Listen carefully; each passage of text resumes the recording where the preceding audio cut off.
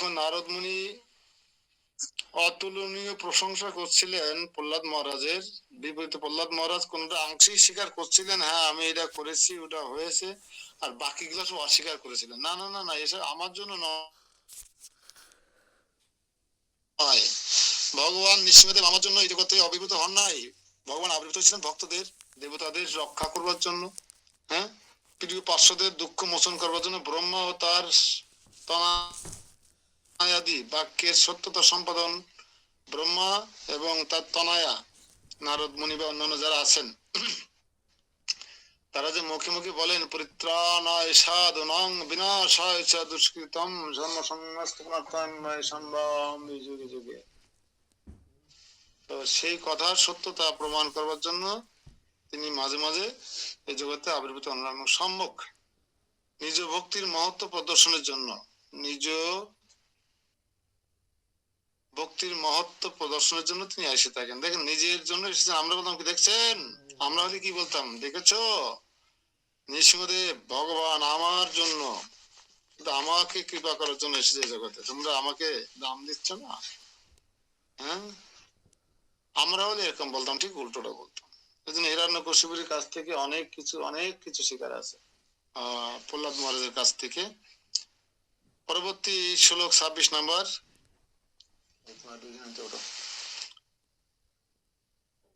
পরমা কিঞ্চন শ্রেষ্ঠ যত ইব ভগবান দদৌ রাজ্যম মজ্জম তদা জ্ঞাতম তত কৃপানুচন মহি।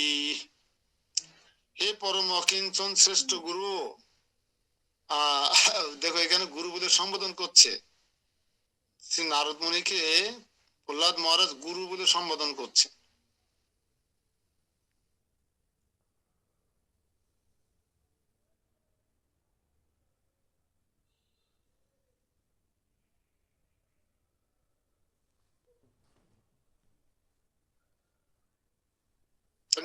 শুনুন তাহলে আমি কত হতভাগা।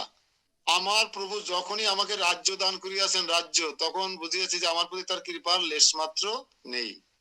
আর আমরা রাজ্য দান কেন, আমাদেরকে 2 কেজি সোনা দিলে আমরা কত খুশি কৃষ্ণের প্রতি, না?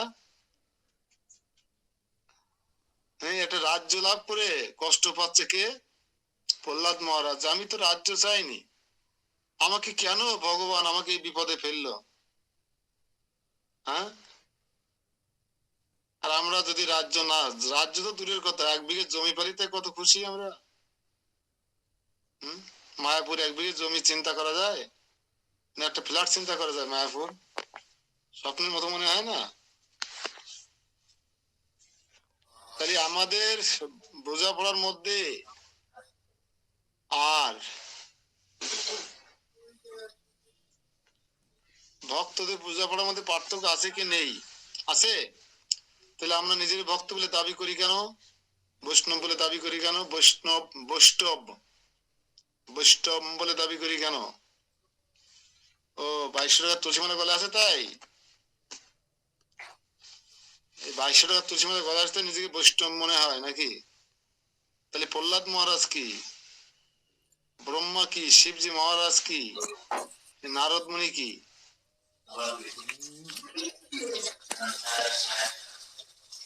এই চেতনা যেন আমাদের সক্রিয় থাকে। হ্যাঁ, প্রভু কিছু বলবে?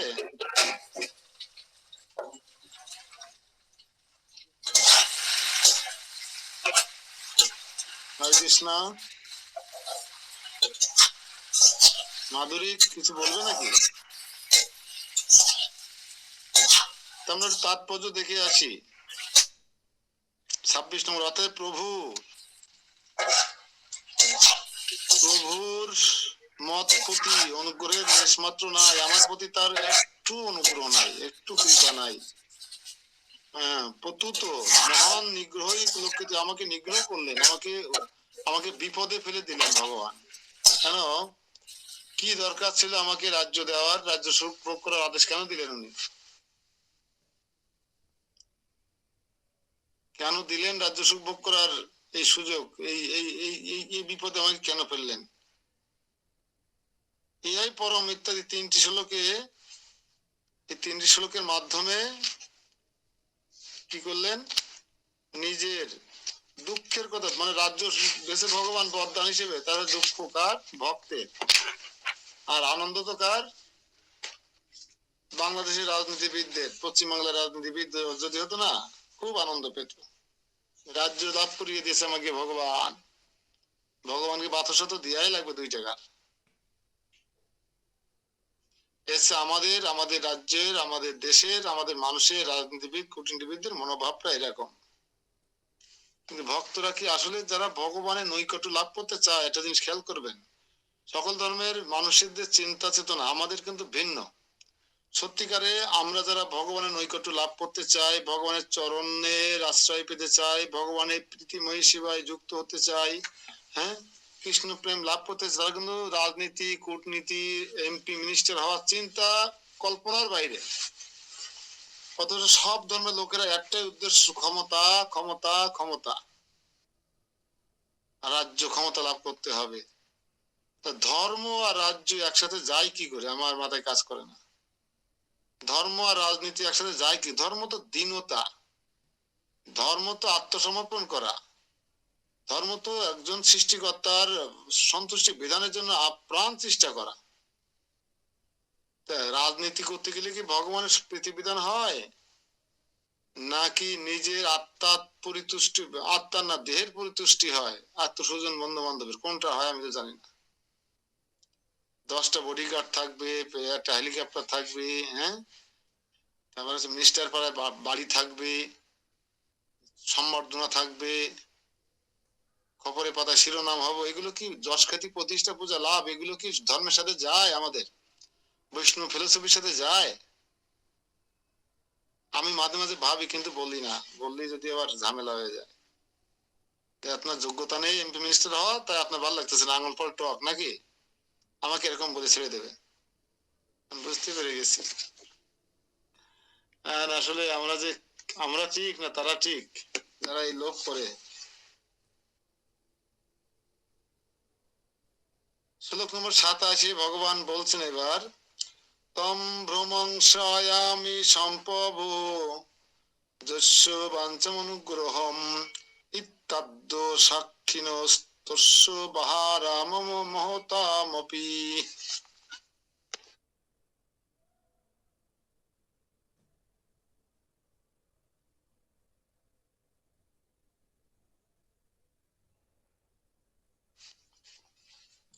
অনুবাদ, এই বিষয় স্বয়ং শ্রী ভগবান বলিয়াছেন। এইবার ভগবান কি বলছেন? প্রহ্লাদ মহারাজ বলেন যে আমাকে ভগবান নৃসিংহদেব লেশমাত্র কৃপা করলেন না। আসলে কি তাই? আসলে কি তাই? ভগবানের প্লাট থেকে বেরোনোর কি দরকার ছিল? তিনি তো দিব্য গরুর পিঠে করে যেতে পারতেন। শুধু সেই প্রহ্লাদ মহারাজের কথার সত্যতা সম্পাদন করবার জন্য ভগবান গরুরের পিঠে করে আরামসে না গিয়ে প্লাট থেকে বেরোলেন। এটা কি প্রহ্লাদ মহারাজের জন্য কম কৃপা ছিল? আচ্ছা, কোন ভক্ত, কোন দেবতা, হ্যাঁ, কোন সন্তান দেখছেন যে ভগবানের কোলে উঠে বসে আছে, ভগবান তার মাথায় হাত বুলাচ্ছে? হ্যাঁ, ভগবানের এই ভগবানের করকমল, ভগবানের করকমলের স্পর্শ পেয়েছেন এমন সৌভাগ্যবান এই জগতে আর কাউকে তুমি খুঁজে পাচ্ছি না, প্রহ্লাদ মহারাজকে ছাড়া। প্রহ্লাদ মহারাজ কেন আক্ষেপ করছেন? একটাই কারণে আক্ষেপ করছেন, সেটা হচ্ছে তাকে রাজ্য কেন দিলেন ভগবান? যে একবার ভগবানকে লাভ করে, ভগবানের, হ্যাঁ, দেবতাদেরও দুর্লভ, এমনকি লক্ষ্মী দেবীর দুর্লভ, ব্রহ্মারও দুর্লভ, যাকে বলে ব্রহ্মার দুর্লভ ভগবান শ্রী করকমল যার স্পর্শ হয়েছে মস্তকে, ভগবান যে ভক্ত ভগবানের কোলে আরোহণ করতে পেরেছেন, সেই ভক্ত কি করে বলে যে ভগবান আমাকে বঞ্চিত করেছেন, আমাকে আমার জন্য আসেননি? আশ্চর্যের ব্যাপার। তো তাহাই প্রমাণ করিতেছেন, যথা দশম স্কন্ধে ইন্দ্রের প্রতি শ্রী ভগবান বসন, আমি যাহার প্রতি অনুগ্রহ করিতে ইচ্ছা করি তাহাকে সমুদয় ঐশ্বর্য হইতে বিচ্যুত করিয়া থাকি ইত্যাদি শ্রী ভগবানের উক্তি এ বিষয়ে প্রমাণ। আদি শব্দের তত্রস্থ শ্রী যুধিষ্ঠিরের প্রতি শ্রী ভগবান বচন।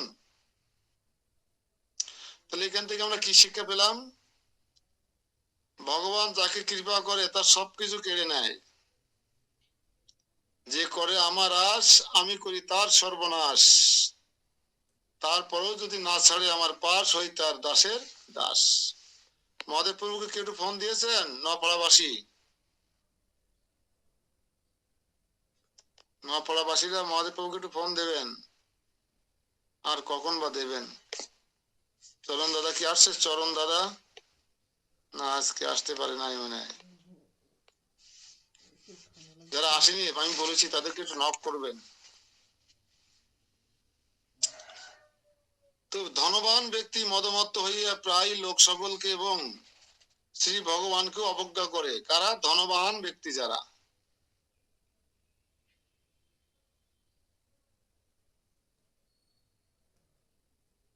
তো ভগবানের এখানে কথাগুলো আমাদের ভালো করে শোনা দরকার। বলছেন যে আমি যাহার প্রতি অনুগ্রহ করি, ভগবান বলছেন আমি যাহার প্রতি অনুগ্রহ করি অল্পে অল্পে তার ধন হরণ করিয়া থাকি। কি হরণ করে? ঘের বিড়ি, টাকা পয়সা, ব্যবসা বাণিজ্য, চাকরি বাকরি হরণ করে। বলেন দাদা চিন্তার কোনো কারণ নেই। যদি মনে করেন যে ভগবান আপনার চাকরিটা নিয়ে নিচ্ছে, বিরাট গৌরপদ যদি মনে করে চাকরিটা বিরাট নিয়ে নিচ্ছে, বুঝতে হবে যে ভগবান আমাকে একটু একটু করে কৃপা করছেন, অনুগ্রহ করছেন। এটা আমরা কেন ভাবতে পারি না? হ্যাঁ, আমরা গাছের ডাল খাবো, তলার ডাল গুড়াবো, হ্যাঁ, আর সব ঠিক আছে, তাল গাছটা আমার, এরকম চিন্তা থেকে বেরিয়ে আসতে হবে। চাকরিটা চলে যাওয়া, সম্পদ হরণ হয়ে যাওয়া, বুঝতে হবে ভগবানের করুণা আমার প্রতি ধীরে ধীরে বর্ষিত হচ্ছে, এরকম স্বীকার করার মতো মানসিকতা আছে আমাদের? গৌরপদ,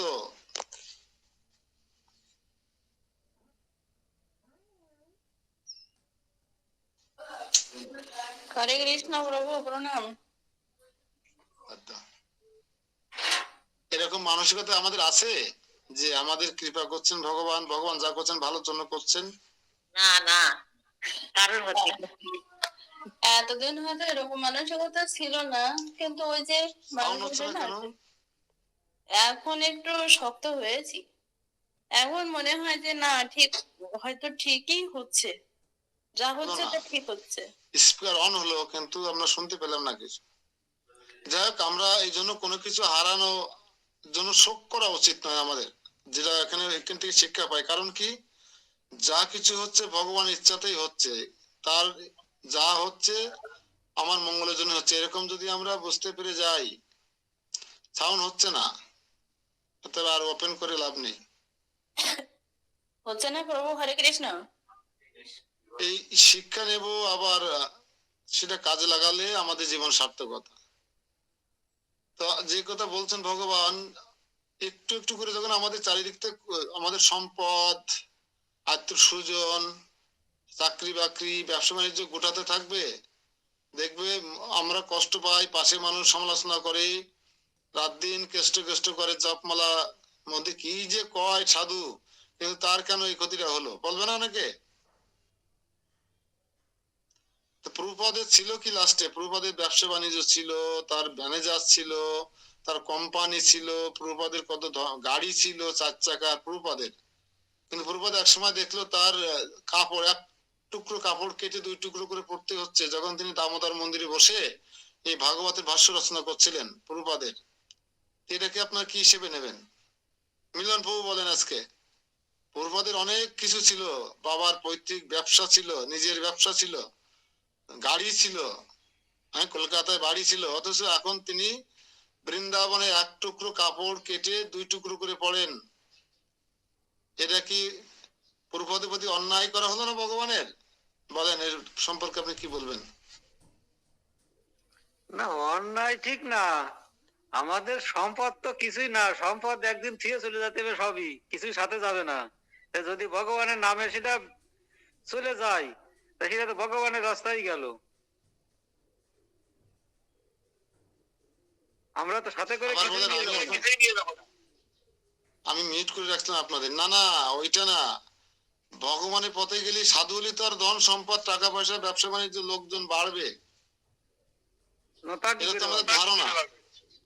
কিন্তু ভগবান বলছেন আমি যার প্রতি অনুগ্রহ করি অল্পে অল্পে তার ধন হরণ করিয়া থাকি ইত্যাদি। অন্যান্য মদন উক্তিও এই বিষয়ে সাক্ষী বা প্রমাণ। তাহার মধ্যে শ্রীধাম ও শ্রী বিত্রাদি ও ভক্তের উক্তি বিশেষ প্রমাণ। শ্রীদামের উক্তি স্বয়ং বিবেকী ভগবান ধনী দিগের সম্পদ হইতে গর্বজন্য নিপাত দর্শন করিয়া অবিবেকী ভক্তকে বিচিত্র সম্পত্তি বা রাজ্য প্রভৃতি প্রভৃতি দান করিয়া করেন না।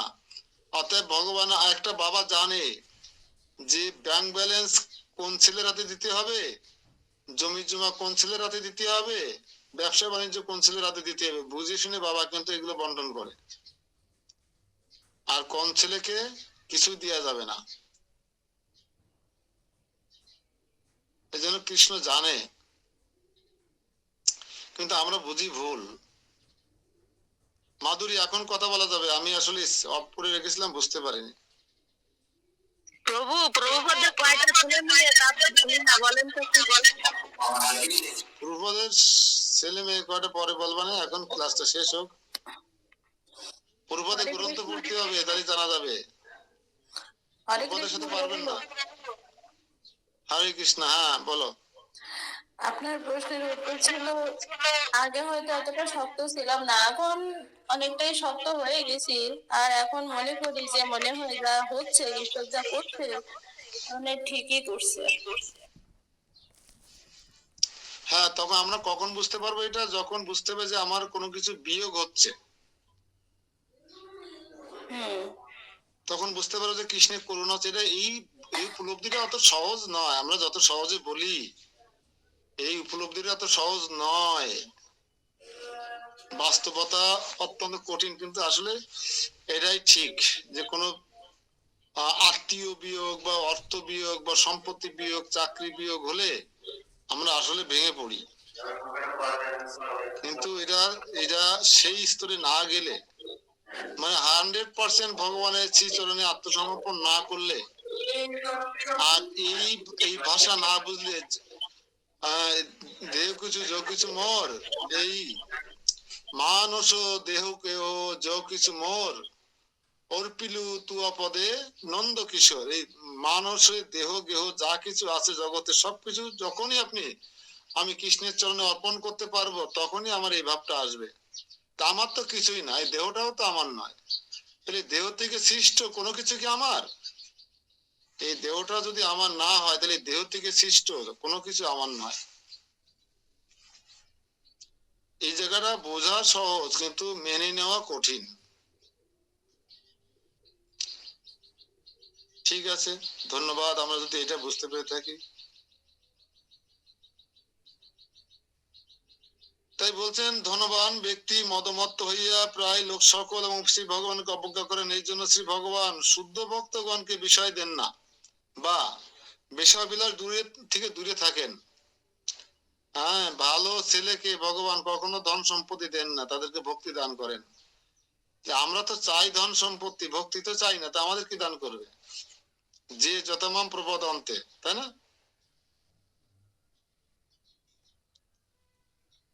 ভগবান তার প্রিয় ভক্তদেরকে, শুদ্ধ ভক্তগণকে ধন সম্পত্তি, বিষয় সম্পত্তি দেন না, এবং তাদের যশ খ্যাতি প্রতিষ্ঠাও দেন না। হ্যাঁ, কিন্তু এই রূপ ভক্তগণের কখনো যদি বিষয় প্রার্থনা দেখা যায়, তবে তাহা শ্রী ভগবানের প্রীতি নিমিত্ত সেবার যোগী রূপেই গৃহীত হয় বা সেই প্রকারে বিষয় উপস্থিত হয়, নিজ সুখ সম্পাদনের জন্য নহে। তবে আবার কিছু কিছু ভক্তকে ভগবান ঐশ্বর্য দান করেন, যদি বুঝে থাকেন যে সে এই ঐশ্বর্য দিলে সে আমার প্রীতিবিধানের জন্য খরচ করবে, সে ইন্দ্র তৃপ্তি করার জন্য খরচ করবে না, সে নষ্ট হয়ে যাবে না, যদি এরকম মনে করেন ভগবান, তখন তিনি সেই, যেমন নন্দ মহারাজ যশোদা মহারানীকে অতুল ঐশ্বর্য দান করেছিল কিনা? সে রঘু অরক্ষিত, হ্যাঁ রঘু অরক্ষিত, তার হচ্ছে তার স্ত্রী কি নাম ছিল? রঘু অরক্ষিত স্ত্রীর নাম কি? অন্নপূর্ণা দেবী। যে দেহের বিনিময়ে, যে অন্নপূর্ণা দেবী দেহের বিনিময়ে বৈষ্ণব সেবার আয়োজন করেছিলেন, ভগবান তাকে অতুল ঐশ্বর্য দান করেছিলেন। যে ধরা, ধরা ধরা দেবী ভগবান শ্রী বিষ্ণু নারদ মুনি সেবা করবার জন্য দক্ষিণ পয়দার বন্ধক রেখেছিলেন, তো দক্ষিণ স্তন কেটে দিয়েছিলেন, তার বিনিময়ে ভগবানের সেবা করিয়েছিলেন, বৈষ্ণব সেবা করেছিলেন। সেই কারণে কিন্তু আজকে এই ধরা দ্রোণ নন্দ মহারাজ আর যশোদা মহারানী হতে পেরেছে। তা আপনি যদি জীবনে চরম পরীক্ষা না দেন, তাহলে যশোদা মহারানী হবেন কেমনে, গোপালের মা কেমনে করে হবেন? এই যেন তেন ভাবে গোপালের মা হওয়া যাবে না। যারা গোপালের মা আছেন বা আপনাদের আশেপাশে যারা আছেন, কালিদাস ঢোকেনি আজকে পূর্ণিমারা, কালিদাস প্রভু, ওই যে কালাচাঁদ প্রভু, তো যশোদা মা যদি হতে চান, নন্দ মহারাজ যদি হতে চান, তাহলে আপনাকে স্তন বন্ধ রাখা শিখতে হবে, দেহের বিনিময়ে ভগবানের ভক্ত সেবা করা শিখতে হবে। কেন, তারা কি কম বড় ভক্ত ছিল? ভগবান তাদেরকে এমন পরীক্ষা কেন নিলেন? পরীক্ষায় পাশ করে যখন গেলেন, তখন তাদের অতুল ঐশ্বর্য দান করলেন। ধ্রুব মহারাজ ভগবানকে পেয়েও তাকে 36,500 বছর বা 36,000 বছর তাকে ধ্রুবলোক মানে এই ভূলোক শাসন করতে হয়েছিল। প্রহ্লাদ মহারাজ দুঃখ প্রকাশ করছে, আমি চাইলাম কি আর পাইলাম কি, আমাকে কেন রাজ্য দিল ভগবান? এই থেকে আমাদের অনেক কিছু বোঝার আছে। অর্থাৎ কোন ভক্ত কদাচিৎ শ্রী বিগ্রহাদির প্রেম ভরে যথেষ্ট সেবা করিবার জন্য সম্পদ আদি প্রার্থনা করেন, নিজ ভোগের জন্য নহে, পরন্তু ভক্তগণ ভগবত ভক্তি ছাড়া আর কিছু বিলাসী নয়, এটাই ভক্তের সাধারণ লক্ষণ। জগৎকে কথা জানাইবার জন্য শ্রী ভগবান কর্তৃত কোন ভক্তকে ধন প্রদান দ্বারা প্রলুব্ধ করিলেও ভক্ত কিন্তু সেই ধন সম্পত্তির পরিত্যাগই করিয়া থাকেন, তার কারণ তারা জানেন তথাপি বিষয় স্বভাব হয় ময়ায় অন্ধ, সেই কর্ম করাই যাত, তথাপি বিষয় স্বভাব হয় মহাম অন্ধ, সেই কর্ম করাই যাতে হয় ভব বন্ধ। তথাপিও প্রশ্ন হইতে পারে যে বিষয় সম্পদ যদি বহির্মুখতার লক্ষণ হয়, তবে ভক্তগণের বিশেষত শ্রী প্রহ্লাদের বিষয় সম্পদ ছিল কেন? প্রহ্লাদের বিশেষ সম্পদ ছিল বলে প্রহ্লাদ কষ্ট স্বীকার করছে, আক্ষেপ করছে, আনন্দ পাচ্ছে না। কিন্তু কৃষ্ণ সেবা সম্পাদনের নিমিত্ত প্রকৃত প্রস্তাবের ভক্তের বিশেষ সম্বন্ধ নিজ প্রয়োজনে নয়, কৃষ্ণ সেবা ভক্ত সেবার সম্পাদনের ভক্ত। আমার যদি 2 কোটি টাকা থাকতো, আমি কি করতাম? আমি আগে সুন্দর মন্দির, হ্যাঁ, বাসস্থান, ভক্তদের থাকার জায়গা নির্মাণ করতাম কিনা, বাসায় ভক্তদের ডাকতাম কিনা বৈষ্ণব সেবার জন্য বা অন্যান্য অনুদান দেওয়ার জন্য, নাকি আমি ইন্দ্র তৃপ্তি করতে চলে যেতাম লন্ডনে, দুবাইতে? প্রচার কাজে ব্যয় করতো কিনা ভক্তরা? এই জন্য ভগবান কোন কোন ভক্তকে ঐশ্বর্য দিয়ে থাকেন কৃষ্ণ সেবার নিমিত্তে, বিগ্রহ সেবার নিমিত্তে। দেখুন, যারা পুরীতে সেবা করে তার কত ঐশ্বর্য দেয় ভগবান পুরীবাসীদের। মায়াপুরী আমরা যারা রাধা মদন মনে সেবা করছে, যাদের রাধা মাধবের, দেখেন তো অতুল ঐশ্বর্য আছে কিনা আমাদের মায়াপুরে। হ্যাঁ, আমি একদিন বৃন্দাবনে আমাদের কৃষ্ণ বলরাম মন্দিরে দেখলাম যে সকালে ঘোষণা আছে কে কি দান করে ঘোষণা হয়, তো একজনে 2 কোটি টাকা দান করেছেন, মাত্র 2 কোটি টাকা।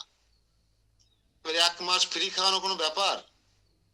1 মাস ইস্কনে মন্দিরে অডেল খাওয়ানো হবে, অগণিত মানুষের প্রসাদ পাওয়ানো হবে, একদিনে যদি 2 কোটি টাকা, ছোট ছোট তো বললাম না, একজনের সাথে 2 কোটি টাকা দান করলেন।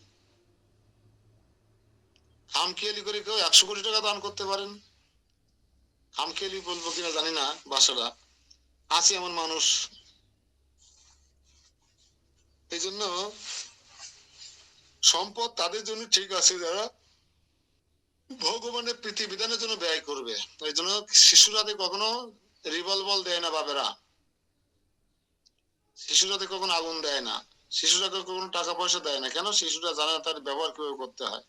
তা সেই সমস্ত বিষয় ভক্তদের হাতে, শুদ্ধ ভক্তদের হাতে ভগবান কখনো অর্থ সম্পদ, যশ খ্যাতি, প্রতিষ্ঠা দেন না যাতে তারা ব্যবহার করতে না পারেন। দেয় কাদের? যাদের প্রচন্ড ইন্দ্র তৃপ্তির আশা আছে, তাদের ধন সম্পদ ভরে দেয় ভগবান। ঠিক আছে? এখান থেকে আমাদের অনেক কিছু শেখার আছে, অনেক কিছু।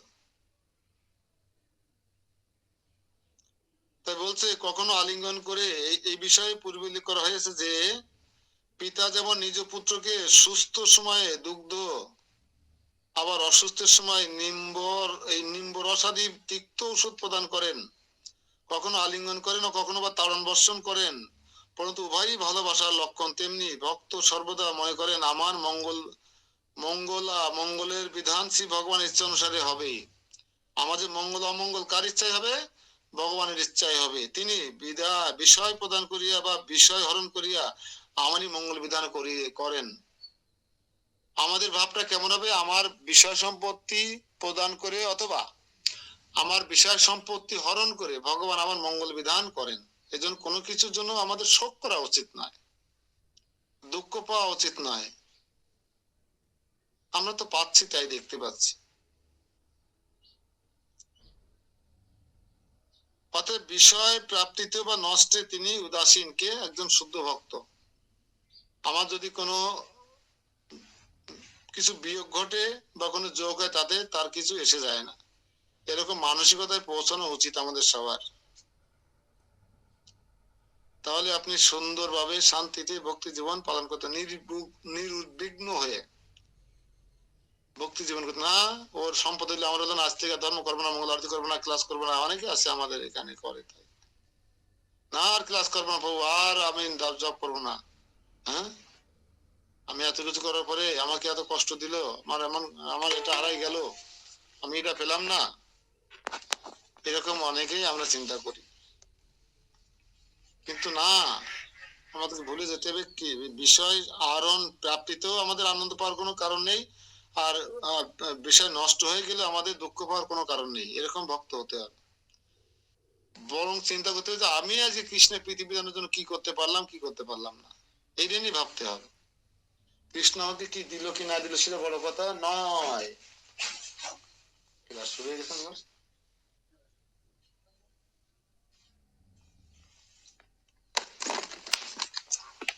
পশ্য মে রাজ্য সম্পাদ বন্ধু বৃত্ত আদি অংসঙ্গত সর্বম তদ্ভজনম লীনম দীঘ দিগমম যত অন্য রদিমি। আরো দেখুন, দেখেন কি আক্ষেপের কথা বলছেন প্রহ্লাদ মহারাজ। কাকে বলছেন? নারদ। আরো দেখুন গুরু, অদীর্ঘ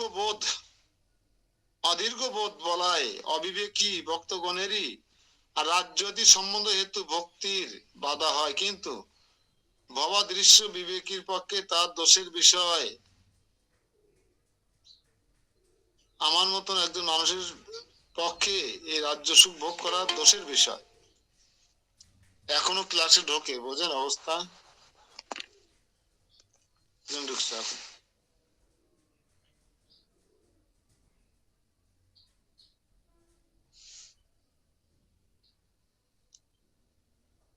তো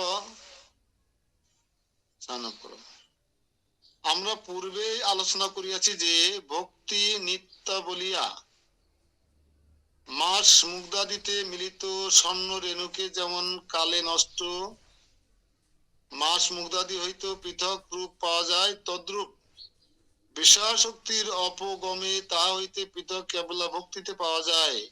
আর এই ভক্তি বিষয় শক্তি বা জ্ঞান আদি দ্বারা আবৃত হইলেও উক্ত উপাধির অবগমে সতই প্রকাশিত হইয়া থাকে। এখানে সত্যই বলিবার উদ্দেশ্য এই যে ভোক্তার সপ্রযত্ন ব্যতিরেকে জঠরগ্নি যেরূপ তাহার অজ্ঞাতসারে ভুক্ত অন্ন আদি জীর্ণ করিয়া দেয়, তদ্রূপ ওই ভক্তিও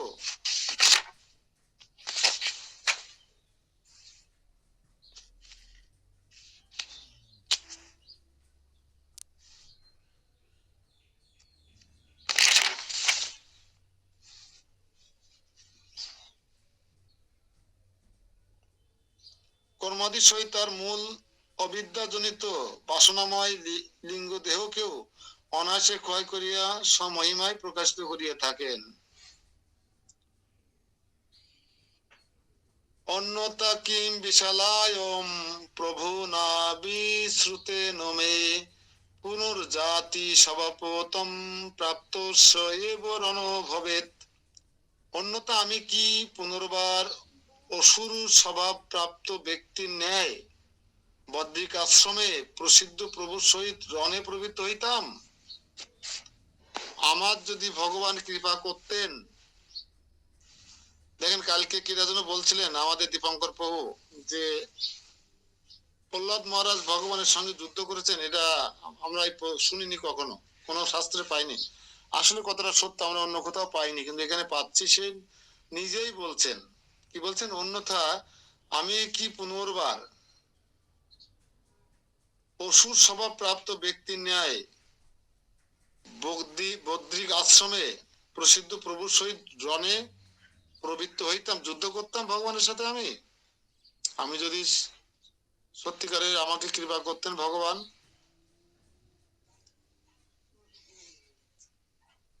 তো অতএব নিজ উক্তি দৃঢ়তা সম্পাদনের জন্য অন্যথানুপতিত্ব ন্যায় অনুসারে যুক্তি প্রদর্শন করিতেছেন। অন্যথা আমি কি পুনর্বার প্রভুর সহিত সংগ্রামে প্রবৃত্ত হইতাম? যেহেতু ভগবান চতুরাবতারের ধর্মপত্নীর গর্ভে নর নারায়ণ রূপে আবির্ভূত হইয়া আত্মসংগম রূপ উৎকট তপস্য চরণ শিক্ষা দিয়েছিলেন, সেই নরনারায়ণ ঋষি এই প্রকারের সুরগণ কর্তৃক স্তব হইয়া তাদিগকে দর্শন দেন এবং তাদের প্রদত্ত পূজা গ্রহণ করিয়া দুজনেই গন্ধমাদন পর্বতে গমন করেন ইত্যাদি প্রামাণ্য পচন এবং সেই স্থলে বর্ণিত তদীয় উপখানাদি শ্রবণ করিয়াও কি বদ্রিক আশ্রমে প্রসিদ্ধ ভগবান শ্রী নরনারায়ণের সহিত যুদ্ধে প্রবৃত্ত হইতাম? অর্থাৎ ভজন থাকিলে কদাচিৎ সংগ্রামে সম্ভাবনায় থাকিত না। আমি কি পুনর্বার অসুর জাতির স্বভাব অসুর জাতির স্বভাব প্রাপ্ত হই নাই? আমি কি অসুরের মতো হই নাই? অর্থাৎ অসুর জাতির সুলভ ভগবত বিদ্বেষ ভাবরূপ স্বভাব প্রাপ্ত হইয়াছি, আমার কোনো লাভ হয়নি।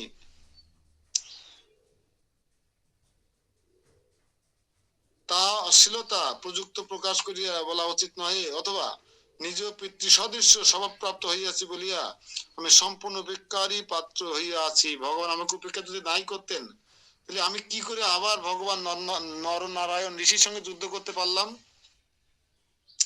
আমার কি সাধন ভজন আছে? আমার কি তপস্যা আছে? তাহলে আমি এগুলো করতে পারতাম না। হ্যাঁ, এই কথাই বলছেন এখানে।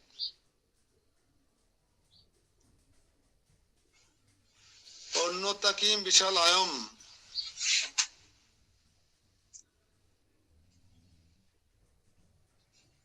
অতএব যুক্তি দ্বারা শাস্ত্র বাক্য প্রমাণ করার জন্য যে সিদ্ধান্ত গৃহীত হয় তাই উক্ত ন্যায়।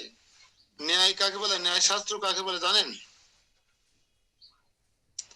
ন্যায় শাস্ত্র কাকে বলে? কে বলতে পারে ন্যায় শাস্ত্র কাকে বলে?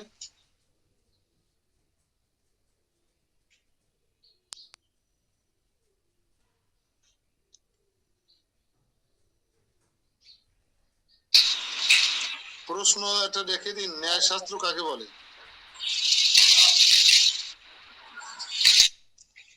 ন্যায় শাস্ত্র কাকে বলে?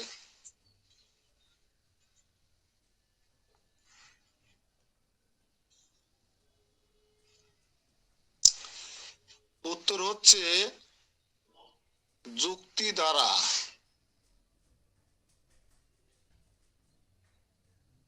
যুক্তি দ্বারা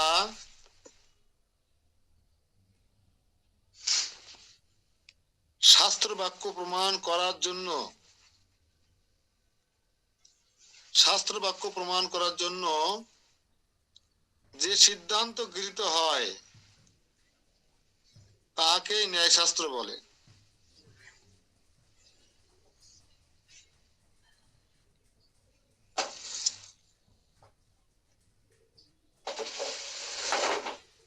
শ্লোক নম্বর 30। আত্মোপদেশেষু দুষ্পাণ্ডিত্যময় সুরৈ সংজ্ঞাত নপি মে শুষ্ক জ্ঞানম সহোপগতহদম। আত্মতত্ত্বোপদেশ বিষয়ে অসুরগণে যে দুষ্পাণ্ডিত্য এবং সেই দুষ্পাণ্ডিত্যময় অসুরগণের সঙ্গ প্রভাবে অদ্যাপি আমার সেই অধম শুষ্ক জ্ঞান অংশ অবগত হয় নাই। নিজের দোষ কিভাবে অবলীলাক্রমে স্বীকার করছেন যে আত্মতত্ত্বোপদেশ বিষয়ে অসুরগণের যে দুষ্পাণ্ডিত্য, সুপাণ্ডিত্য না দুষ্পাণ্ডিত্য, সেই দুষ্পাণ্ডিত্যময় অসুরগণের সঙ্গ করে আমি আজ পর্যন্ত আমার সেই অধম শুষ্ক জ্ঞানাংশ অপসারিত হয় নাই। আমি এখনো শুষ্ক জ্ঞান বহন করে বেড়াচ্ছি, কারণ আমি সঙ্গ করি কাদের? অসুরদের সঙ্গ করি। আর অসুরদের পাণ্ডিত্য কেমন? দুষ্পাণ্ডিত্য, খারাপ, সেটা আমার মধ্যে সঙ্গ দোষে। তাহলে সঙ্গ দোষ কি বোঝা গেল? এখন আপনারা অসুরের সঙ্গ করবেন না সাধু সঙ্গ করবেন?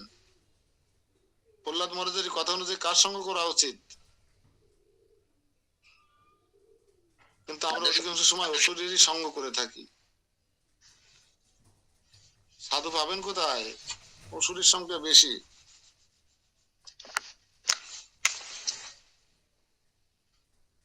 তো শ্রী প্রহ্লাদ বলছেন আজ পর্যন্ত আমার অশেষ দৈত্য স্বভাবও অবগত হয় নাই।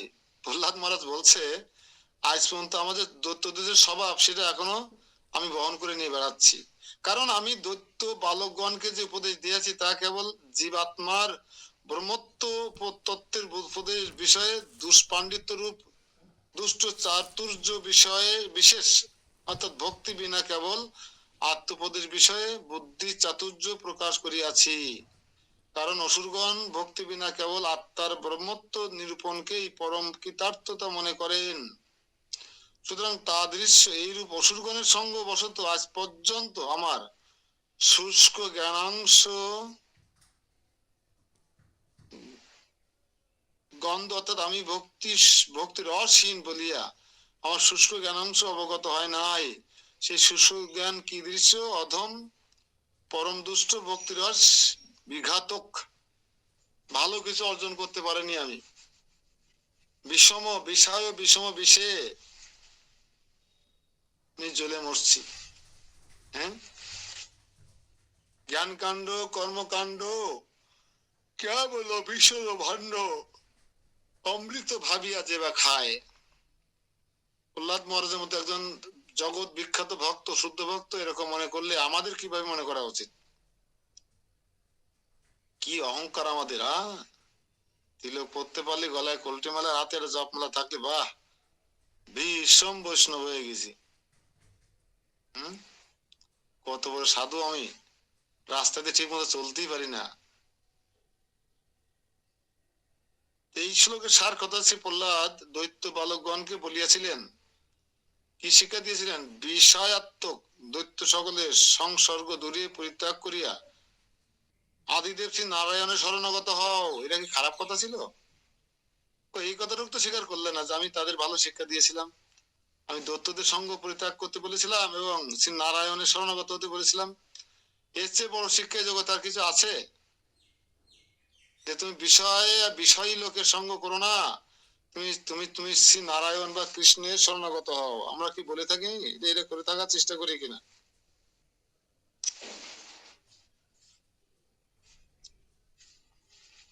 তাহাই সঙ্গীবিহীন মুনিগণের অবিষ্ট মুখ্য স্বরূপ ভগবান অচ্যুত সর্বভূতের আত্মা এবং সর্বতৎবিদ সিদ্ধ বলিয়া তাহাকে প্রীতি করা বহু প্রয়াসের কর্ম নহে ইত্যাদি।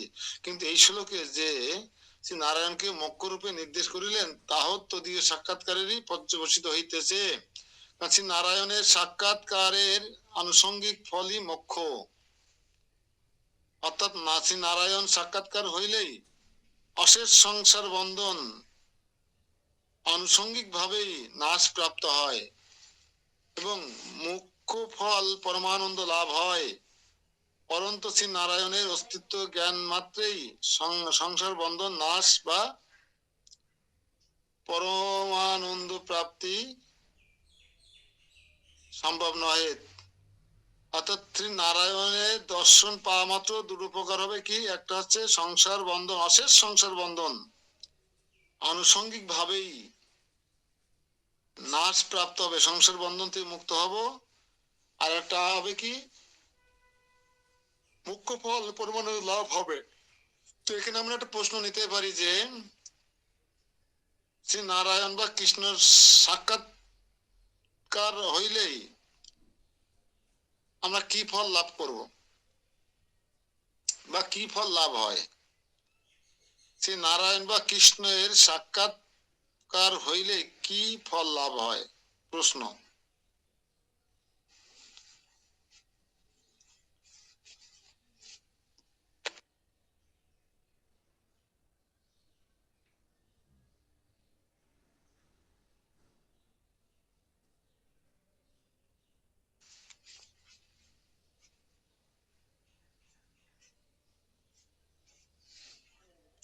উত্তর হচ্ছে ভগবান নারায়ণ বা কৃষ্ণের সাক্ষাৎকার হইলেই এক, অশেষ সংসার বন্ধন আনুষঙ্গিক ভাবেই নাশ প্রাপ্ত হয়। দেখেন এই কথাগুলো আমি যা বলছি স্ক্রিনে ওঠে, যাদের স্ক্রিন ক্লিয়ার করা আছে, সিসি দেওয়া আছে, তারা পাবেন এই কথাগুলো। মুখ্য কারণ, মুখ্য ফল কি? দ্বিতীয় মুখ্য ফল হচ্ছে পরমানন্দ লাভ হয়।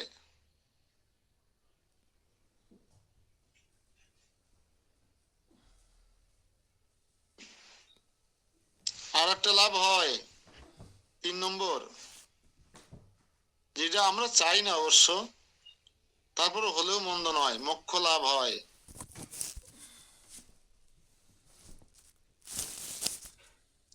কি লাভ হয়? মোক্ষ লাভ হয়। এই 3টে লাভ কিন্তু এক নিতান্তই কম না আমাদের জন্য। আমরা অত বড় আশা করতে পারি না, কারণ আমরা তো আর শুদ্ধ ভক্ত নই।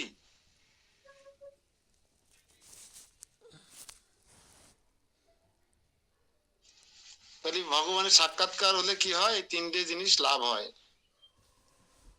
হ্যাঁ, অশেষ সংসার বন্ধন আনুষঙ্গিক ভাবেই নাশ হয়, মুখ্য ফল পরমানন্দ লাভ হয়, এবং অবশেষে মোক্ষ লাভ হয়।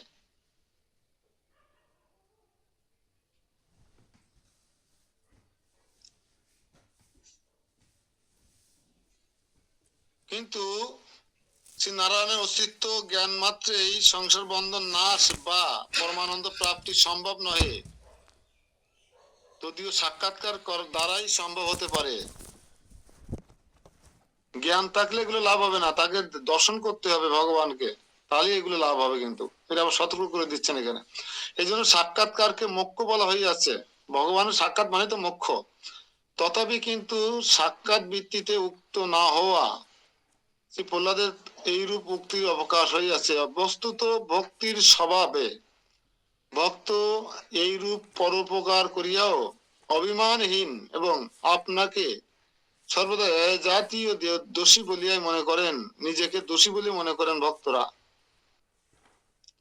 বাস্তবিক পক্ষে ভগবত সাক্ষাৎকারের যোগ্য পুরুষে ইন্দ্রিয় ও মন ভগবত কৃপায় তদীয় স্বপ্রকাশ শক্তির সহিত তাদত্ত প্রাপ্ত হইয়া শ্রী ভগবানকে প্রকাশ করিতেছে বলিয়া অভিমান হয়।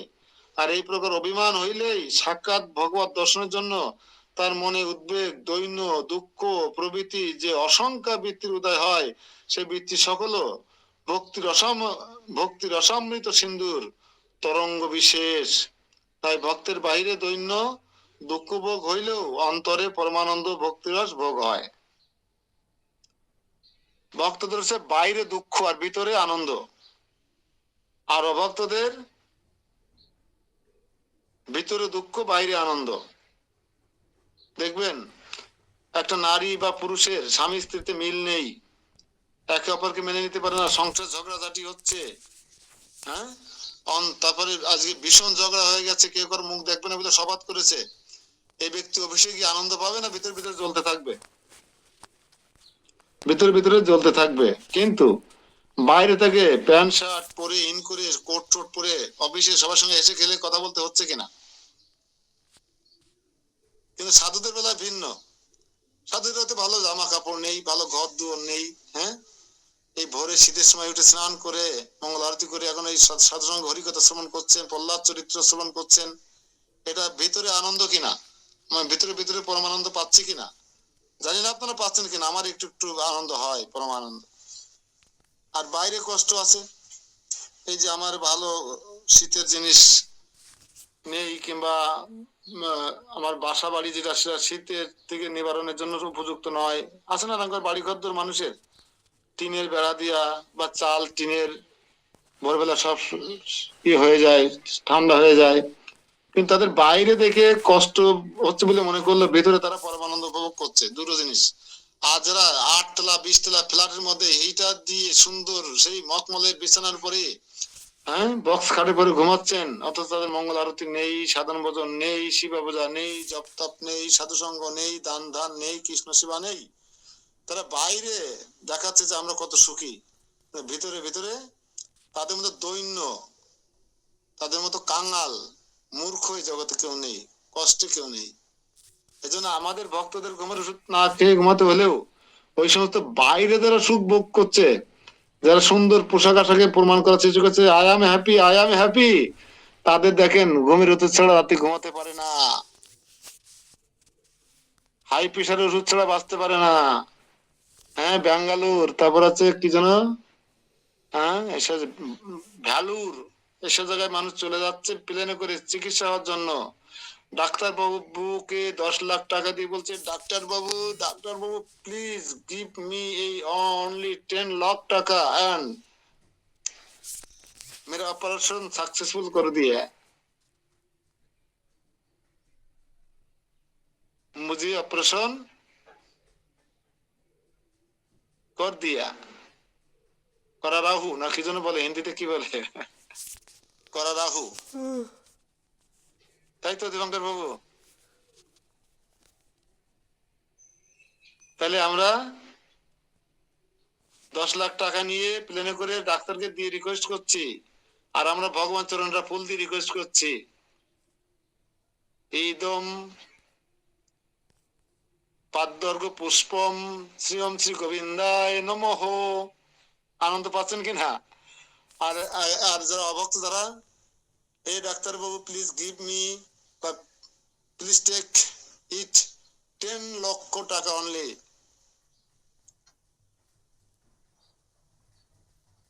এই হচ্ছে পার্থক্য। হয়তো বাহ্য দিক দিয়ে কিছু অসুবিধা হতেই পারে। গুরু মহারাজ জয় পতাকা স্বামী, জয় শ্রীমৎ জয় পতাকা স্বামী গুরু মহারাজ কি, জয়। বাহ্যে কত কষ্ট ওনার না, শারীরিক কন্ডিশন যা, অথচ তিনি দিনে 2 বার 3 বার পাঠ দিচ্ছেন এখনো পর্যন্ত। 3 বার 2 বার পাঠ দিচ্ছেন প্রতিদিন। প্রচার থেমে নেই, দীক্ষা দিয়ে থেমে নেই, যদি উদ্ধার করতে তিনি থেমে যাননি।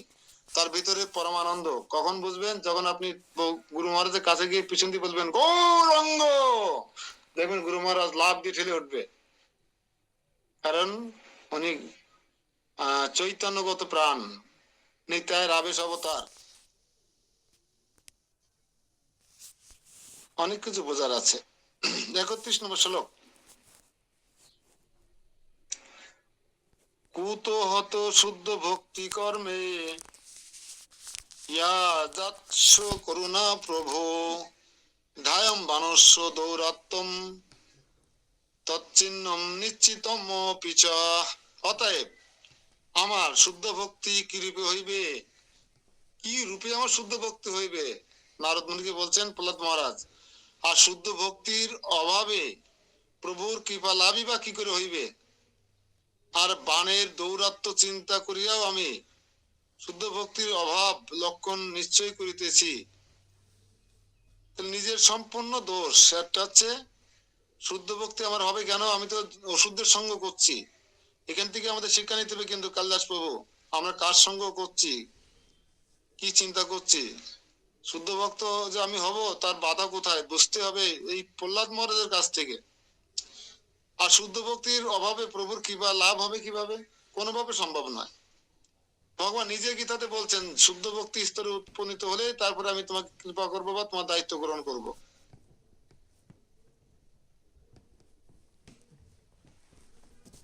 আর এই যে বানের মতো দৌড়াচ্ছি, বান কেমন ছোটে দেখেছেন? বান তীর থেকে বেরোয় গেলে কিভাবে ছোটে দেখা যায়। তা আমরা ইন্দ্র তৃপ্তির জন্য, সংসারের সুখ স্বাচ্ছন্দ্য বাড়ানোর জন্য, গাড়ি বাড়ি আরো জৌলুস আনার জন্য আমরা তীরের বেগে ছুটতেছি সবাই, 4 চাকায় 2 চাকায় পায়ে হেঁটে। কেন? আমাদেরকে অধিক দৌলত হবে, অধিক ইনকাম করতে হবে, আমাদেরকে আরো ইন্দ্র তৃপ্তি করতে হবে, আরো গাড়ি বাড়ি বানাতে হবে। আমরা কি রূপে পাইব গো? শ্রীকৃষ্ণের চরণ। তাই বলছে আত্মদৈন নিবেদন গোতৃপ্তে বরণ, অবশ্যই রক্ষিবে কৃষ্ণ বিশ্বাসে পালন। বুঝা গেল? এই জন্য দৈন্য ভাব থাকতে হবে। যত সম্পদে চিন্তা করবেন, অসৎ সঙ্গ করবেন, অসৎ লোকের সঙ্গে কথা বলবেন, তত আপনার চেতনা দূষিত হবে, আপনি শুদ্ধ ভক্ত কখনো হতে পারবেন না।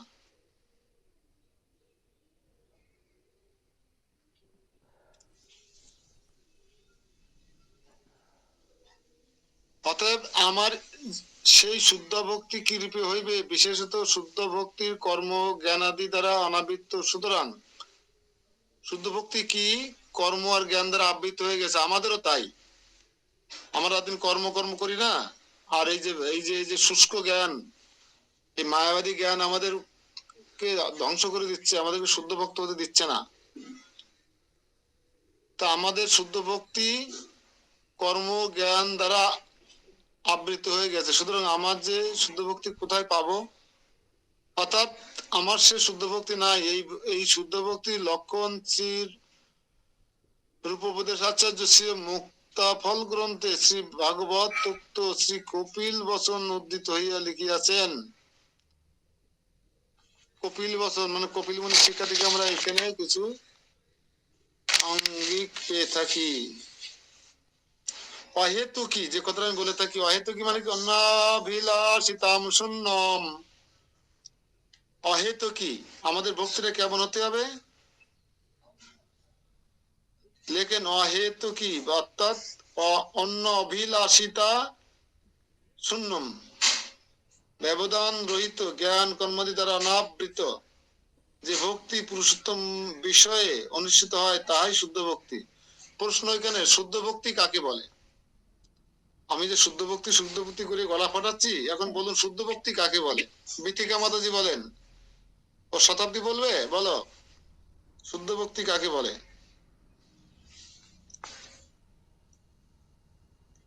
শুদ্ধ ভক্তি কাকে বলে? এতক্ষণই আলোচনা হলো কিন্তু শুদ্ধ ভক্তি নিয়ে, যেটা নেই বলে আক্ষেপ করছেন প্রহ্লাদ মহারাজ শুদ্ধ ভক্ত। কিন্তু আমরা বলি শুদ্ধ ভক্ত প্রহ্লাদ মহারাজ কে? শুদ্ধ ভক্ত প্রহ্লাদ মহারাজ বলছে শুদ্ধ ভক্তি কি বা শুদ্ধ ভক্তি কাকে বলে?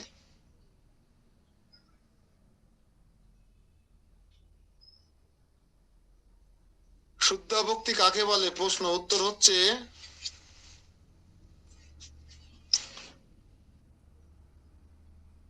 অহেতুকি। ইনভাইটেড কমা দেবেন, অহেতুকি ব্র্যাকেটে লিখবেন অন্য অভিলাষিতা শূন্যম,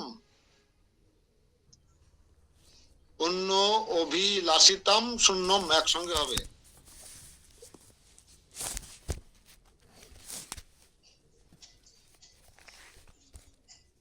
কমা, অহেতুকি গেল। এবার অপ্রতিহতা,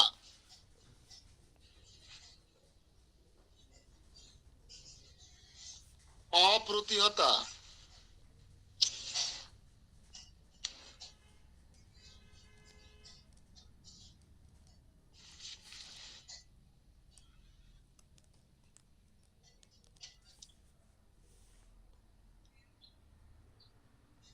নিষ্কাম চিত্ত,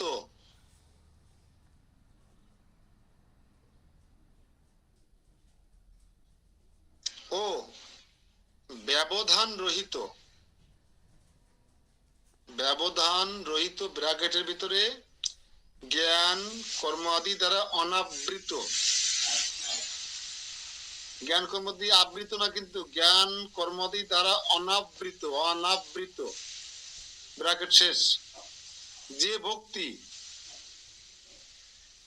যে ভক্তি পুরুষোত্তম বিষয়ে অনুষ্ঠিত হয় বা ভগবানের প্রীতিবিধানের জন্য অনুষ্ঠিত হয়, এটা বলতে পারেন। সহজ করে দিই, ভগবানের প্রীতিবিধানের জন্য অনুষ্ঠিত হয় তাই শুদ্ধ ভক্তি। আশা করি লিখতে পেরেছেন, কাল্লাস বাবু লিখতে পেরেছেন? সবার ক্যামেরা অফ, কি করে বুঝবো কে লিখছে কে লিখছে না? কে লিখছে কে লিখছে না কি করে বুঝবো? পুলিন বাবু, পাসপোর্ট সাইজের ছবি হয়ে যেতে হবে ক্যামেরা অন করলে, পজিশনটা দেখতে হবে ঠিক আছে কিনা। আমার ক্যামেরা তো অন করেছি, কপালটা দেখা যাচ্ছে শুধু।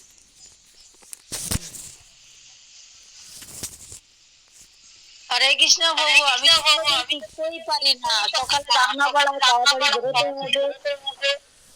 আপনি পরে অন্য কোনো ভক্তের কাছ থেকে লিখে নেবেন। তাই তো বলেছিলাম যে আপনি আমার নাম্বারটা নিয়ে দেন না হোয়াটসঅ্যাপে।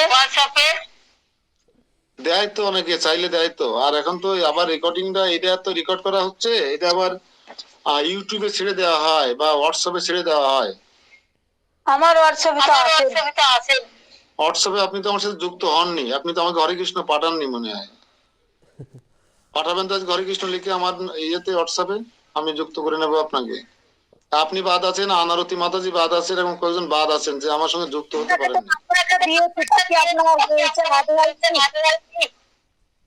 আপনি যেখান থেকে ঢুকলেন না, হ্যাঁ সাপ্তাহিক ভারত খেলা রুকেন একটা হরে কৃষ্ণ লিখে দেবেন ব্যাস। বা আমার নাম্বারটা আপনি সেভ করতে হবে, আপনাকে আমার নাম্বারটা সেভ করে হরে কৃষ্ণ পাঠাতে হবে। আর আজকে আপনার নাম্বার দেবেন, আমি দেখি।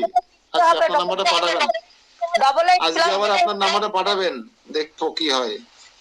বলছি $8 তারপরে প্লাস দিতে হবে। হ্যাঁ হ্যাঁ, +88। ও, প্রথমে প্লাস হবে।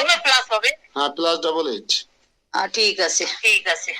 আচ্ছা, তো দেখবেন অপশন চলে আসে, বাংলাদেশের কোড, ইন্ডিয়ান কোড অপশন চলে আসে, এমনি চলে আসে। সারা পৃথিবীর প্রত্যেক দেশের কোড চলে আসে যখন আপনি সেভ করে যাবেন বড় ফোনে। যাই হোক, অহেতু কি ব্র্যাকেট মধ্যে অন্য অভিলেষতাম শূন্য, তারপরে অপ্রতিহতা, হ্যাঁ, তারপর বলেছিলাম যে নিষ্কাম চিত্ত ও ব্যবধান রহিত ব্র্যাকেটের মধ্যে জ্ঞান কর্মাদি দ্বারা অনাবৃত যে ভক্তি ভগবানের প্রীতিবিধানার্থে অনুষ্ঠিত হয় তাহাই শুদ্ধ ভক্তি। একটা ভালো অপশন লিখে রাখবেন।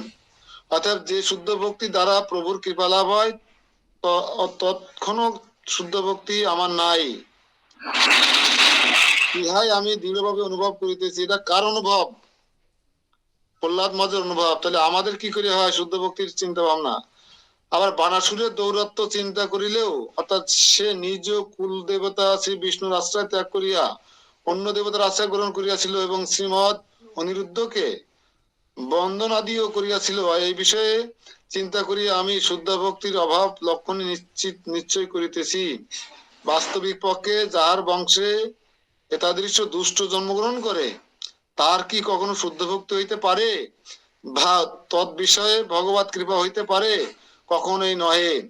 এত দ্বারা শিবোক্ত বাণের প্রাণ রক্ষা বিষয়ে ভগবত অনুগ্রহ লক্ষণ ইত্যাদি নিরস্ত হইল। আরো সূচিত হইল যে এইরূপ দুষ্টের প্রাণবধই বাঞ্ছনীয়, কেননা তাহার প্রাণ রক্ষা ভগবত অনুগ্রহের লক্ষণ নহে। বানের প্রাণ রক্ষা, এখানে বানাসুরের কথা আছে। বানাসুর হিরণ্যকশিপু হিরণ্যক্ষ যে বংশে জন্মগ্রহণ করে, সেই বংশে কখনো শুদ্ধ ভক্তি হতে পারে? সেখানে কি ভগবান কৃপা করতে পারে, অনুগ্রহ করতে পারে? পারে না। আক্ষেপ করছেন বংশে যারা জন্মগ্রহণ হচ্ছে তাদের জন্য, আমাদের আক্ষেপ হয়? এই বংশে যদি কোনো দুষ্ট বালক বা দুষ্ট লোক জন্মগ্রহণ করে, আমরা কখনো আক্ষেপ করি? করি না। তো ঠিক আছে, আমরা আজকে 32 নম্বর শ্লোকটা একটু পড়ে শেষ করে দিই। বদ্যা সংরক্ষিতাস্য মাত্র রোদনাস্তস্যৌ বলি দারিতি শ্রয়তে কপ্পি ন জানে কুত্র সহোদনা। বলির অপরাধের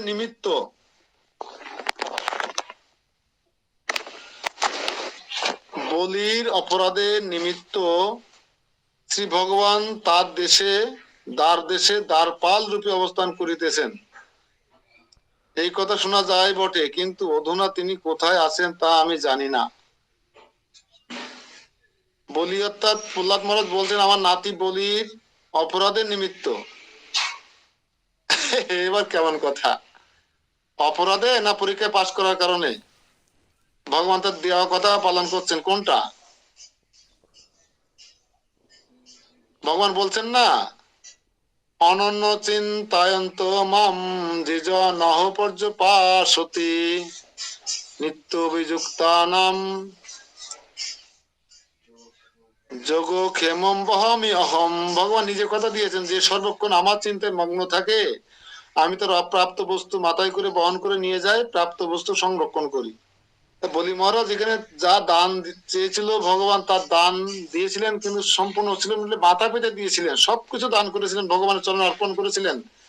সেই কারণে ভগবান তাকে অতুল ঐশ্বর্য দান করেছেন, সুতল লোক দান করেছেন, এবং ভগবান তার প্রাপ্ত সম্পত্তির পাহারা দেওয়ার জন্য সুদর্শন চক্র রূপে এই দ্বারপাল রূপে অবস্থান করছেন। কিন্তু এটা প্রহ্লাদ মহারাজের ভালো লাগেনি, ভক্তের ভালো লাগার কথা না। আচ্ছা, কৃষ্ণপ্রভুর বাড়িতে যদি ভগবান ঘর মোছা কাজ করে বা দারোয়ান হিসেবে দাঁড়ায় থাকে, আপনার একজন ভক্তের ভালো লাগবে?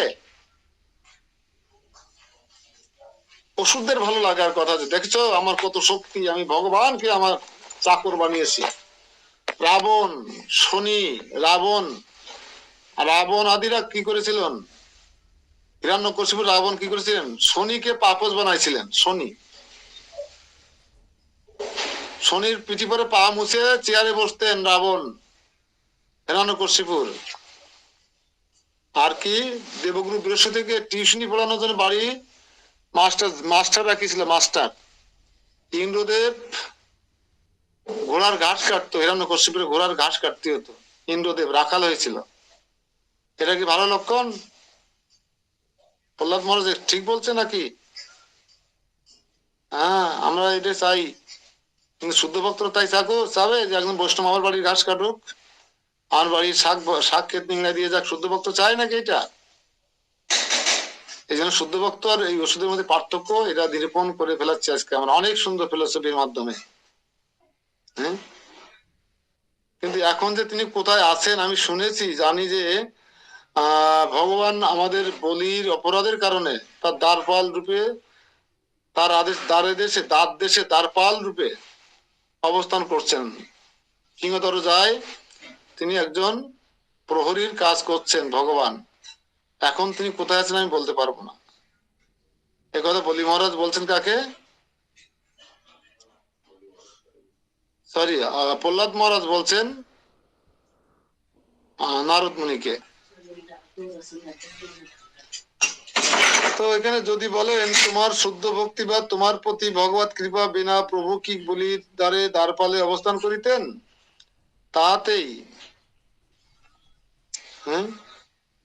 তাহাতেই বলিতেছেন বদ্ধা ইত্যাদি। এই সুতলে বলিকে অবরোধে নিমিত্ত শ্রী ভগবান দ্বারপাল রূপে অবস্থান করিতেছেন। এই বৃত্তান্ত কোন কোন মুনি সমাজেও শ্রবণ করা যায়। যথা শ্রী হরিবংশে বানের প্রতি কুষ্মাণ্ডের বাক্য, হে নৃপ, আপনার পিতা বলি শ্রী বিষ্ণুর বলে আক্রান্ত হইয়া বদ্ধ হইয়াছেন সত্য, কিন্তু বদ্ধ জল প্রবাহ যেমন উচ্ছলিত হইয়া শিব আবষ্টনী ভেদ করিয়া বিস্তৃত হয়, তদ্রূপ আপনার পিতাও বন্ধন মুক্ত হইয়া যে অভিষিপ্ত রাজ্য লাভ করিবেন তা তো আর সন্দেহ কি। তাদৃশ্য প্রসঙ্গ অন্য স্থানেও দেখা যায়, যেমন শ্রী রামায়ণে উত্তরাখণ্ডে রাবণের পাতাল বিজয় প্রসঙ্গে এই প্রকারের বলির দ্বারে প্রভুর অবস্থান কারণের জন্য নহে, কিন্তু বলির কে নির্বোধ নিরোধ করিবার জন্যই জানিতে হইবে। এই যে একটা নতুন কথা আমরা জানলাম, এটা তো আমরা কখনো শুনি নাই। হ্যাঁ, তত্ত্ব কত কত গভীর। আমরা এতদিন জানি বলিকে কৃপা করবার জন্য ওই নবম অধ্যায়ের 22 নম্বর শ্লোকের কথা রাখার জন্য ভগবান শ্রীকৃষ্ণ সুদর্শন চক্ররূপে বলির দ্বারে দাঁড়ি হয়ে দ্বারপাল রূপে দ্বার পাহারা দিচ্ছেন। কিন্তু এখন যেটা বুঝছি, বলি মহারাজকে খড়ে রেখেছে, খড়ে পুরে রেখে দরজা দিয়ে দাঁড়ায় রয়েছেন যাতে বেরোতে না পারে। এখন সেটা বুঝলাম কিনা আমরা, এরকম ভাবনা আমাদের কখনো এসেছে? এরকম চিন্তা আমরা কখনো করি নাই। কিন্তু তাহলে বলিকে নিরোধ করিবার জন্যই জানিতে হইবে এই যে তাকে পাতাল লোকে পাঠিয়ে দিয়েছিলেন। ও, তুমি দুষ্টমি করছো, হ্যাঁ, তুমি জ্বালাতন করছো, রান্না করতে দিচ্ছ না, এটা ওটা ঢেলে ফেলে দিচ্ছ, ঠিক আছে আসো। হাত ধরে নিয়ে এসে এক গাদা খালনা দিয়ে একটা ঘরে পুড়িয়ে দিয়ে খাটে পুড়ে দিয়ে তোমার দরজা লাগাই দিলাম। বাচ্চা খুশি হয়ে গেল যে আমি অনেক খেলনা পেয়ে গেছি, কিন্তু প্রকৃত পক্ষে তাকে একটা শাস্তি দেওয়া হলো, মার কাছে আর যেতে দেওয়া হবে না, তাকে দরজায় বন্ধ করে রাখা হলো। বলির অবস্থা এরকম ছিল কিনা? যে দিক দিয়ে বিচার করবেন আপনার সেটাই মনে হবে। আবার মনে হবে বলিকে তো ভগবান করুণাই করলেন, তার সেবায়, তার মনোনিবেশে, তার দানে খুশি হয়ে ভগবান তাকে সুতল লোক দান করলেন। সুতল লোক কি খারাপ? এই ভূ স্বর্গ থেকে সুতল লোক অনেক সমৃদ্ধশালী। এই জন্য বুঝা, এই যে সমস্ত তাৎপর্য টিকা না পড়লে বোঝা যাবে না।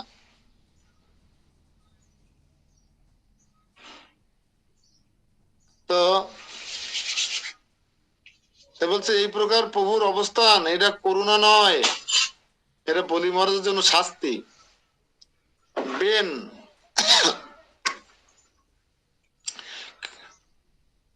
এটা হচ্ছে বলিকে নিরোধ করিবার জন্যই জানিতে হইবে। এখানে আমরা একটু কিছু নোট নিতে পারি যে বলি মহারাজের সুতরাং লাভ কি, ভগবানের করুণা না নিরোধ করার প্রয়াস?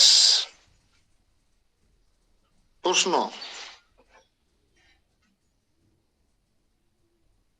বলি মহারাজের কি সুতল লোক প্রদান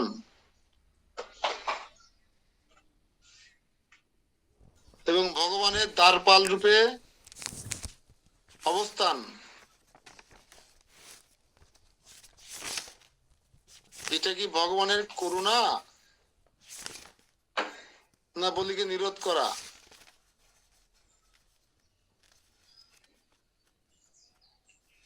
লিখে রাখলে মনে থাকবে বিষয়টা। আমি লিখে না রাখলে কালকে স্মৃতির অতল গহরে তুলিয়ে যাবে। কারণ এই ব্রেন কাজ করছে অনেক কিছু নিয়ে, দেশ, রাজনীতি, কূটনীতি, নির্বাচন, মঙ্গল আরতি, শীত, কত কিছু নিয়ে কাজ করে বেরেন, তাই না? এদেশ ওদেশ, চাকরি বাকরি। উত্তর কি হবে আপনারা কি বুঝতে পেরেছেন? উত্তর নিয়ে কিন্তু এতক্ষণ আলোচনা হলো।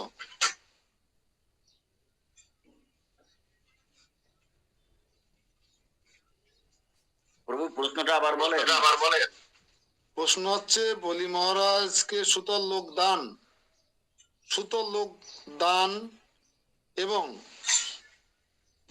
তার সুতল লোকের দ্বার পাল রূপে ভগবানের অবস্থান, এটাকে ভগবানের করুণা না বলি মহারাজকে বঞ্চনা করা?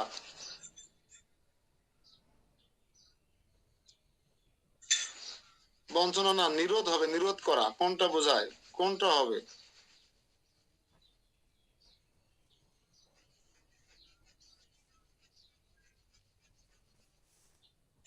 কিন্তু আমারও তো মেনে নিতে কষ্ট হচ্ছে। আসলে তো করুণাই তো করেছিলেন, রাজ্য দান করেছিলেন, বিশাল বড় সাম্রাজ্য দান করেছিলেন, সুতল স্বর্গ, ভূ স্বর্গ দান করেছিলেন।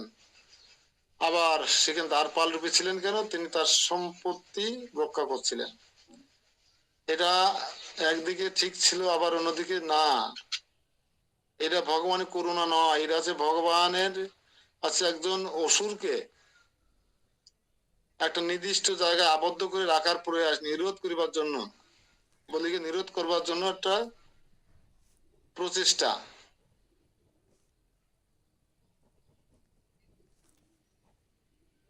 কারণ স্বর্গরাজ্য হারা হয়ে দেবতারা খুব কষ্ট পাচ্ছিলেন।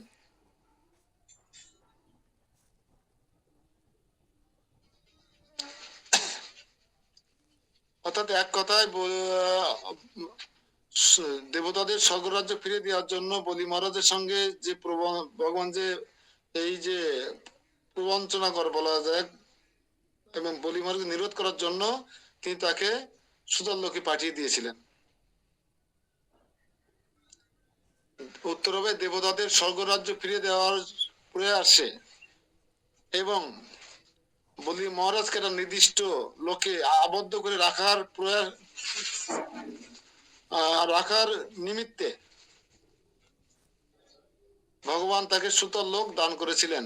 আপাত দৃষ্টিতে এটাকে বর মনে হলেও এটা এক প্রকার